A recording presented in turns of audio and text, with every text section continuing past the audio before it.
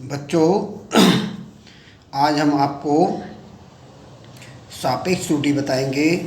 इससे पहले हमने आपको त्रुटि बताई, त्रुटि के बाद निरपेक्ष त्रुटि समझाई और निरपेक्ष त्रुटि के बाद आज आपका चलता है सापेक्ष त्रुटि। सापेक्ष त्रुटि किसी भौतिक राशि के मापन में निरपेक्ष त्रुटि तथा वास्तविक त्रुटि के अनुपात को सापेक्ष त्रुटि कहते हैं। हमने कल निरपेक्ष त्रुटि कराई थी। जो हम मापते हैं वास्तविक मान, इन दोनों का जो अनुपात होगा वो सापेक्ष त्रुटि कहते हैं। सापेक्ष त्रुटि को ERF से व्यक्त करते हैं, कैपिटल E, स्मॉल r और F। इसे ERF से व्यक्त करते हैं, परसेंटेज एरर। ओके, इसे व्यक्त करते हैं ERF equal to delta A upon A। Delta A क्या है?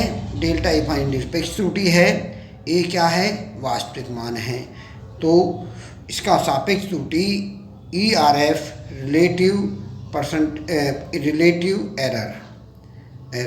एरर जो हमारी होती है डेल्टा A अपॉन A। ये फॉर्मूला हो गया, इसकी ये परिभाषा है, इम्पोर्टेंट है। अब इसके आगे चलते हैं प्रतिशत त्रुटि। यदि हम इसमें सापेक्ष त्रुटि के अंदर 100 से हम गुणा कर दें तो इसे हम प्रतिशत त्रुटि कह देते हैं। तो अब क्या कहेंगे?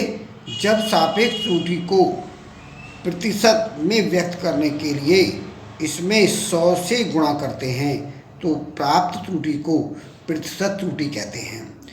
इसे EP से व्यक्त करते हैं। EP बराबर परसेंटेज एरर, EP बराबर delta A upon A into 100। Delta A upon A क्या है? सापेक्ष त्रुटि है। इसे दूसरा नाम देते हैं भिन्नात्मक त्रुटि। भिन्नात्मक त्रुटि में 100 से गुणा कर देंगे तो प्रतिशत त्रुटि में परिवर्तित हो जाती है। इसके बाद चलते हैं त्रुटि संयोजन। दो त्रुटियों के जोड़ने को त्रुटि संयोजन कहते हैं। त्रुटि संयोजन, अब इसमें नेक्स्ट पॉइंट होता है त्रुटि संयोजन। आपका समझ में आ गया? दो त्रुटियों के जोड़ने को त्रुटि संयोजन कहते हैं। योग एवं अंतर में त्रुटि कैसे व्यक्त करते हैं? जब कोई भौतिक राशि दो अन्य भौतिक राशियों x और y के योग के बराबर हो। दो भौतिक राशियों के मान अन्य दो भौतिक राशियों के मान के बराबर हो।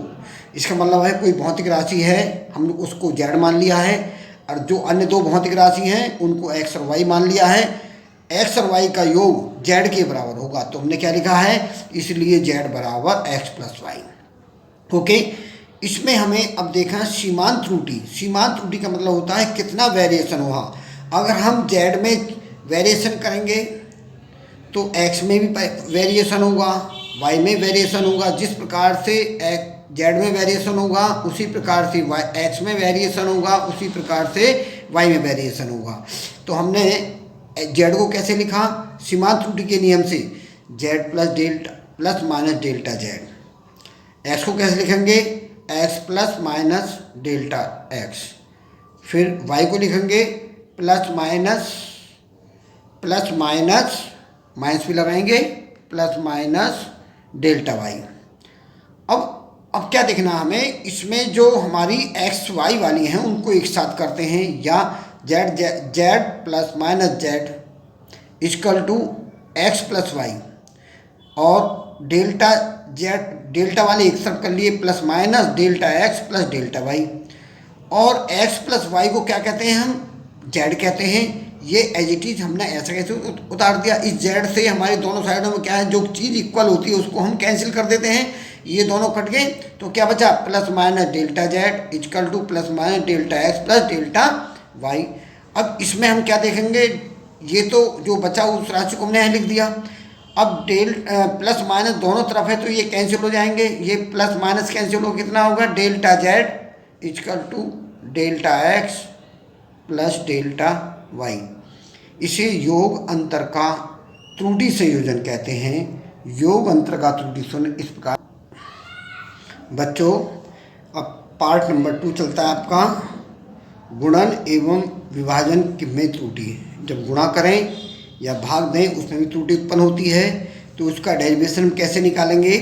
माना भौतिक राशि हमारी जो है वो जेड है।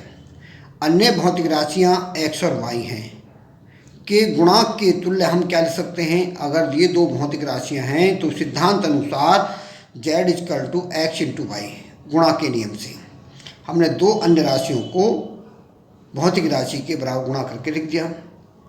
अब हम जो z equal to x y है इसे हम क्या करेंगे? इसको सॉल्व करने के लिए दोनों पक्षों का लॉग लेंगे। लॉग लेने पर log z log x plus log y. अब इसमें क्या करते हैं? इसका आंशिक अवकलन करते हैं। आंशिक अवकलन करने का मतलब होता है हमें वेरिएशन लगाना है, लॉग को हटाकर डेल्टा लगाना है, अपॉन जेड कर देना है। लॉग को हटाकर डेल्टा लगाना है और नीचे उसी संख्या को लिख देना है। जैसे हमारा जेड है, जेड को नीचे लिख देंगे। इसी प्रकार हम लॉग एक्स का करेंगे तो delta x upon x, delta y log y करेंगे तो डेल्टा वाई अपॉन वाई। तो हमने क्या करा? लॉग को हटाया और डेल्टा अपॉन जेड लगा दिया। इसे कहते हैं आंशिक अवकलन करने पर। अच्छा, अब इसमें हमारी अगर ये प्लस में आती है, हमारी ये प्लस में है, तो इसे मैक्सिमम त्रुटि कहते हैं, अधिकतम त्रुटि कहते हैं। अधिकतम संभावित त्रुटि का भी नाम है इसका। अधिकतम संभावित त्रुटि, अधिकतम सापेक्ष त्रुटि भी कहते हैं, अधिकतम भिन्नात्मक त्रुटि भी कहते हैं।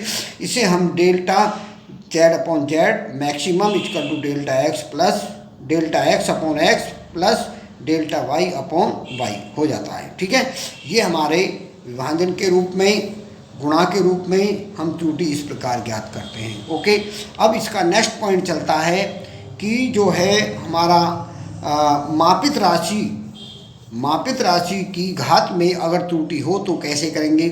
तो इसके भी डेरिवेशन मानना पड़ेगा। माना भौतिक राशि जेड इजकल टू एक्स की पावर एम है, तो ये घात के रूप में होगी।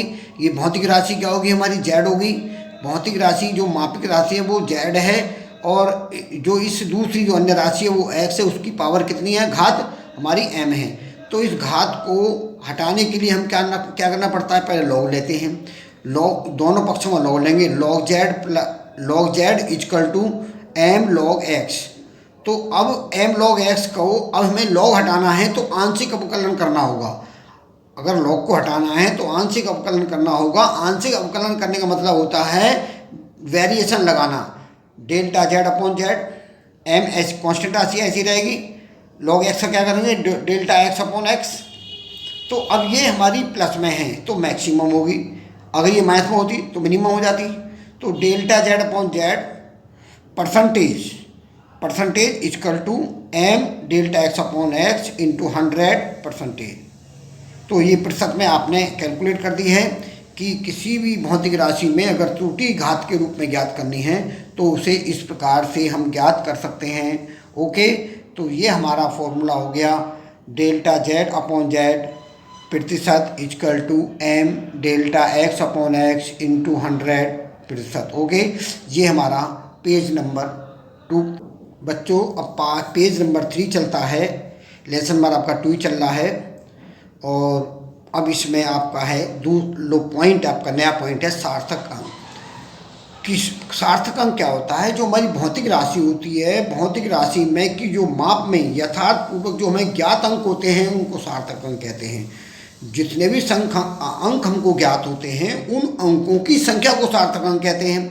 किसी भौतिक राशि की माप में यथार्थ पूर्वक ज्ञात अंकों को तथा उससे पहले वाले अंक को संदिग्ध अंक, सार्थक अंक को संदिग्ध अंक कहते हैं। और संदिग्ध अंक कहते हैं इससे पहले वो संदिग्ध अंक कहते हैं, और संख्या को सार्थक अंक कहते हैं।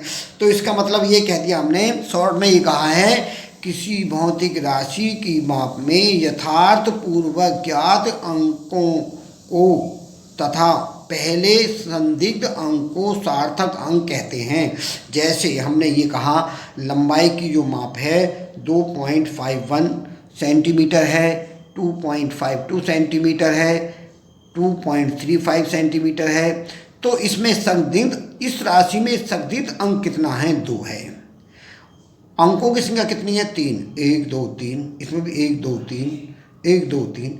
तो इस राशि में संदिग्ध अंक तो हमारा 2 हुआ।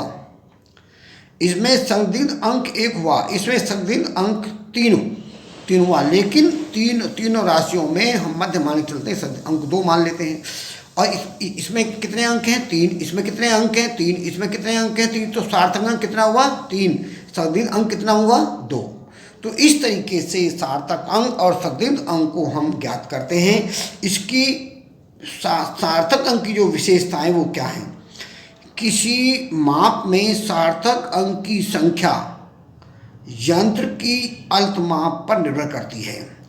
जो राशि का हम सार्थक अंक निकालने हैं और जिससे यंत्र से हमने माप को लिया है, उस माप की अल्पमांक पर निर्भर करती है, पहली बात। दूसरा, दशमलव बिंदु स्थिति का सार्थक अंकों पर कोई भी प्रभाव नहीं पड़ता। अगर हमारा सार्थक अंक 2 अंक के बाद है, 1 अंक के बाद है, 3 अंक के बाद है, कहीं भी है, उस पर दशमलव की स्थिति का कोई प्रभाव नहीं पड़ता है। यदि सार्थक अंकों की संख्या अधिक हो तो माप यथार्थ होगी। जितने सार्थक अंकों की संख्या अधिक होगी उतनी ही भौतिक राशि की माप की यथार्थता होती है। जितने सार्थक अंक कम होंगे उतनी ही यथार्थता कम होगी।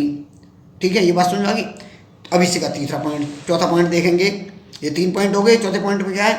यदि सार्थक अंक अधिक हैं तो प्रतिशत त्रुटि अधिक होगी। अगर सार्थक अंक कम हैं तो प्रतिशत त्रुटि कम होगी। तो इसका मतलब हमने आपको सार्थक अंकों की विशेषता बताई। सार्थक अंकों की क्या विशेषताएं हैं? चारों विशेषताएं आपको याद करनी है। क्वेश्चन आएगा आपको पेपर में। सार्थक अंक से आप क्या समझते हो? सार्थक अंकों की विशेषताएं लिखिए। तो सार्थक अंकों की आप विशेषताएं लिखेंगे। ये 2 क्वेश्चन आपके तैयार हो गए हैं। अगर परिभाषा पूछता है तो आधी बूझेगा, लॉन्ग क्वेश्चन बूझेगा तो ये पूरा बूझेगा। और इसे आप अच्छी तरह तैयार करना। ये एग्जाम में 101% आएगा, इसे तैयार करना है। अभी बैठ कर तैयार कर लेना, क्योंकि मैं ऐसा समझा दिया आपको तुरंत याद हो गया होगा। ओके।